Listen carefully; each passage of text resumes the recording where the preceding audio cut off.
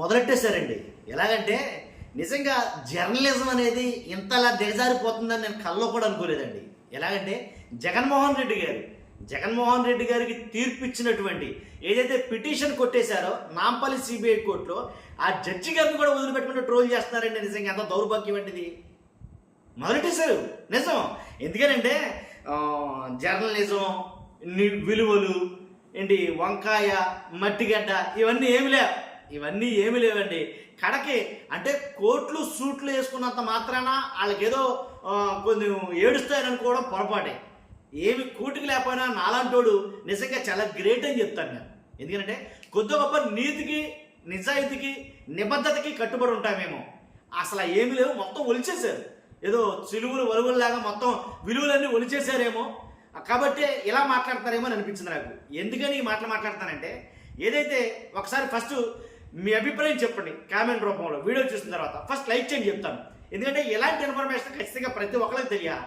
అలా తెలియాలంటే మీ బాధ్యతగా లైక్ చేయండి. ఫస్ట్ లైక్ చేస్తే నిజాలేంటో ప్రజలు తెలుస్తారు. అది నేను చెప్పాలి. కొత్తగా మన ఛానల్ చూస్తే పక్కాగా సబ్స్క్రైబ్ చేయండి. మీ అమూల్యమైన అభిప్రాయాన్ని కామెంట్ రూపంలో తెలియజేయండి. ఏదైతే జగన్ గారు సిబిఐ కోర్టు నాంపల్లికి వెళ్ళారో, నాంపల్లికి వెళ్ళిన తర్వాత ఆ సిబిఐ కోర్టులో ఒక 2-3 నిమిషాల్లో మొత్తం క్లియర్ అయిపోయింది. ఆ పిటిషన్ కొట్టేశారు. అక్కడ జరిగిందండి వీళ్ళకి ఏంటంటే కడుపుపురం.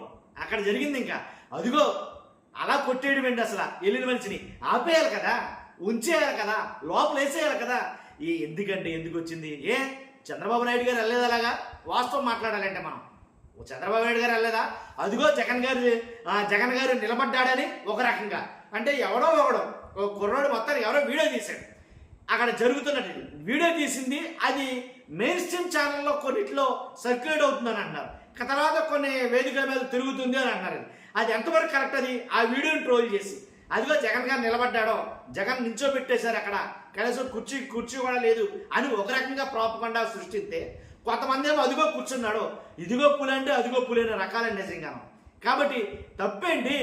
ఒక న్యాయమూర్తి ఎదుటిగా నిలబడకపోతే కాలు మీద కాలేసి కూర్చుంటావా? మనమైతే కాలు మీద కాలేసి కూర్చుంటామా? ఎవరైనా సరే నిలబడాల్సిందే. దానికి ఎవరైనా అతీతులు కాదు. అందరూ ఒకటే, అందరూ సమానమే చట్టం ముందు ఏంటి. కాబట్టి అదిగో అలా జరిగింది, ఇలా జరిగింది ఏంటి. 2 నిమిషాల్లో పంపేశారని ఆయనకి ఇలాగ ఒకటి కాదు, 2 కాదు, వాళ్ళ నోటికి ఏదొస్తుంది వాగడం. కాకపోతే అందుకే నేను ఫస్ట్ మొత్తం విలువలు అనేవి వదిలేశారు. ఇక్కడ ఏంటంటే జర్నలిజంలో అసలు అది పోయిందేమో.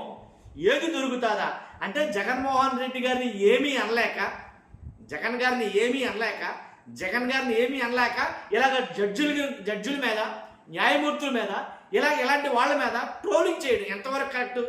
అసలు నన్ను అడిగితే కనుక సీక్రెట్గా ఉండాల్సినటువంటి ఆ గదిలో, ఆ న్యాయస్థానం దాంట్లో అసలు ఈ ఫుటేజ్ బయటకు ఎలా వచ్చింది? అసలు అది కదా కావాల్సింది. మరి దీని మీద చర్యలు ఏమైనా తీసుకుంటారా సిబిఐ వాళ్ళు అనేది రకరకాల వార్తలు అయితే కనుక వస్తున్నాయి, మాట్లాడుతున్నారు చాలామంది, కొంతమంది నిపుణులు. కాబట్టి ఇలాంటివి ఇంతకు ముందు జరగలేదా? జగన్ గారే కొత్త కోర్టులో నిలబడటం. అంతకుముందు ముఖ్యమంత్రులు ఎవరు కోర్టుకి వెళ్ళలేదా? ఎంతమంది స్టేజ్ మీద లేరు? ఎంతమంది శిక్షలు పడలేదు ముఖ్యమంత్రులకి? కాబట్టి దేశంలో ఎక్కడా జరగంది జగన్ గారు ఒకడే చేసినట్టు, జగన్ గారు ఒకడే వెళ్ళినట్టు. ఏంటండి ఇది? దరిద్రమైన ప్రాపగండా. ఏంటంటే గంట అని ఎప్పుడైతే టైం టేబుల్లో టైం మెయింటైన్ చేస్తే అదిగో జగన్ గారు గంటలో వెళ్ళొచ్చేస్తానన్నాడు అంటే జడ్జికే టైం ఇస్తాడా? కోర్టులుగా టైం ఇస్తాడా జగన్మోహన్ రెడ్డి గారు అని అన్నారు. గంట కాదు కదా, 7 ఏడుపు తగ్గట్టుగా ఏం జరిగిందంటే 5 నిమిషాలు మొత్తం క్లియర్ చేసుకుని బయటకు వచ్చాడు ఆయన. అది ఇంకేముంది, ఇంకా బుచ్చోట్లు పట్టేసి ముఖం వాసిపోయింది ఏంటి, నాన్న బీభత్స కదా. ఇప్పుడు ఎవరైనా ఒకటేనండి, తప్పేనని అడిగితే కనుక. కాబట్టి ఇలా మాట్లాడడం సరైన సమంజసం కాదు. ప్రజాస్వామ్య దేశం అంటే నీ నోటికి ఏది వచ్చినట్టు వాగేమని కదా అర్థం. ఇండియా ఇస్ డెమోక్రసీ కంట్రీ అంటే నీ ఇష్టానుసారంగా ఉండడం కాదు, నీ స్వేచ్ఛకి ఒక పరిధులు ఉంటాయి, పరిమితులు ఉంటాయి. కానీ అవి ఆ బార్డర్ క్రాస్ చేసి మనం ఉండకూడదు. అది నేనేది నీ ఇష్టానుసారంగా మాట్లాడేస్తాను, నేను ఏది చెప్తే అదే చలమని అవుతుంది. కాబట్టి అదంటే అది ఎంతవరకు కరెక్ట్? అది అంటే మీరు జగన్ గారి కోసం ఎవరినైనా సరే బ్లేమ్ చేసేస్తారు. జగన్ గారిని ఇరకాటంలో పెట్టడం కోసం, లేదా జగన్ గారిని తక్కువ చేయడం కోసం, ఆయన క్రిటిసైజ్ చేయడం కోసం మీరు ఎవరినైనా సరే ఏదైనా మాట్లాడేస్తారు. అంతే కదా జరుగుతుంది. కాబట్టి ముమ్మాటికి నేను అడిగితే కనుక ఎలాంటి చర్యలు అసలు సహించరానివి అని నేను అంటాను నేనైతే కనుక. కాబట్టి కరెక్ట్ కాదు ఇది. జగన్ గారి విషయంలో ఒక జడ్జి గారిని, అత్యున్నత న్యాయస్థానాలండి అవి, శిరస వహించి గౌరవించాల్సిన న్యాయస్థానాలు అవి. అలాంటి వాటిని పలుచన చేసి తక్కువ చేసి మాట్లాడటం ముమ్మాటికి తప్పే ఎవరైనా సరే.